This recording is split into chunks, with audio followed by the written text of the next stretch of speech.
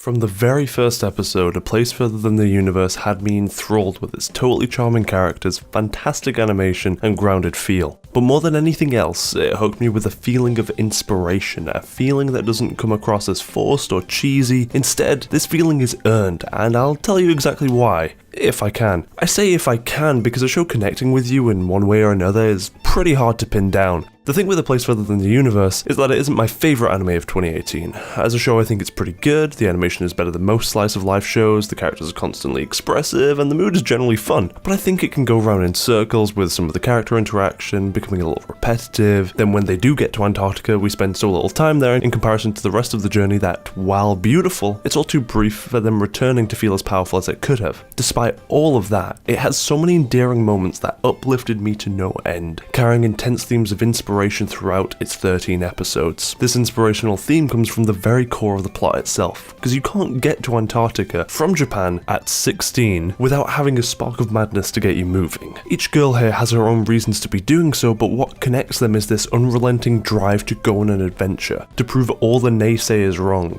Seeing characters so determined in their mindset while still being normal girls is what makes them so likable. Can you find this sort of thing in other anime? Of course, shonen series in particular are known for portraying characters going through struggles in order to be the very best at something. That too can inspire the viewer. What this anime does differently from a shonen is that it gets straight to the point. You're not watching a long ass story where the inspirational struggle can get lost amongst the monotony of the adventure. There's a goal and they tackle it head on. What would take a few seasons in order to get on track to becoming Hokage, the greatest superhero or pirate, takes mere episodes here. Another benefit of having a relatively short runtime is that the show can inspire you without consuming your life for months while you do nothing with that feeling. These girls are going to Antarctica, there's no doubt about that. Just looking at the OP, you know the direction that the show is heading in. Now, I've got nothing against these shonen. Like most of you, I'm loving My Hero Academia, and Hunter x Hunter is one of my new favourite shows ever. Video coming soon on that. But if you want to see passionate characters doing what others say they can't in a realistic setting, then you're not going to get much better than A Place Further Than the Universe. Not only is this unexpected in a slice of life show, when most of the genre is focused on feel-good meandering, you could argue that this isn't even in that genre. The problems feel even more tangible, comparable to something you might be going through,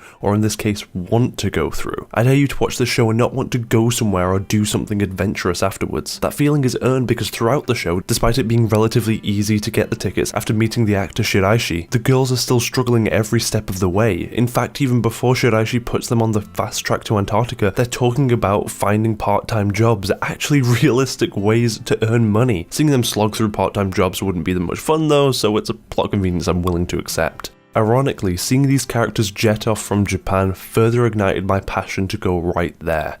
Now, I've wanted to go to Japan for a long time. As someone who had very little interest in travelling, Japan was the exception and my biggest fascination. So a couple of years back, I started putting £20 aside every week to save up for a trip. It's amazing how much you can save without even thinking about it. On top of that, I started learning Japanese on and off as preparation, which is definitely not the way you should be learning any language. However, it costs plenty to go halfway around the world. Fortunately, a great deal eventually popped up for flights in June. This entire time I've wanted to go with a friend, of course, and when sending this person the deal, I was met with a multitude of questions and queries, from where we'd be staying to how we'd get to where we'd be staying to the returns policies for the tickets, etc, etc. All of these are perfectly valid concerns, and I'm not here to shame my friend by any means. After a lot of back and forth, compounded with their determination to make this a perfect holiday, it was clear that we weren't getting anywhere, and I wasn't about to convince them otherwise. At this point, the me of not too long ago would have given in and just said, alright, let's wait then. Likely continuing to wait for God knows how long. After all, I don't want to go this far from home to a country with a predominant language I'm still nowhere near fluent in, where anything could go wrong. On top of all of this, it was looking to be my first time abroad in my 22 years of being alive on this earth, not leaving our great nation even once in all that time. So that's kind of a lot of things pushing me away from going for this on my own. However, after watching A Place Further Than the Universe, I felt like this. Fuck if I was going to let these perfectly valid concerns stop me, so I went ahead and booked 2 weeks in Japan, all by myself. I wasn't ecstatic that my friend wouldn't be coming, but I felt invigorated with a feeling of utter freedom. Will things go wrong? Probably.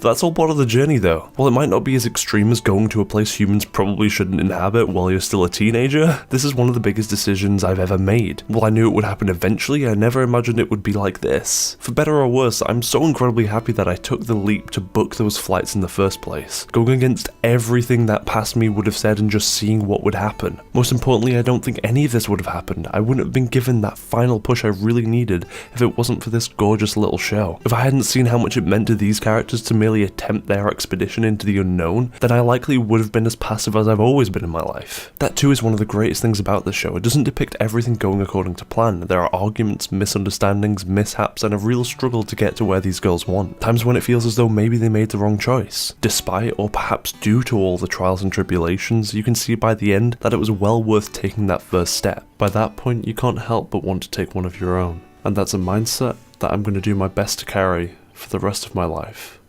そっと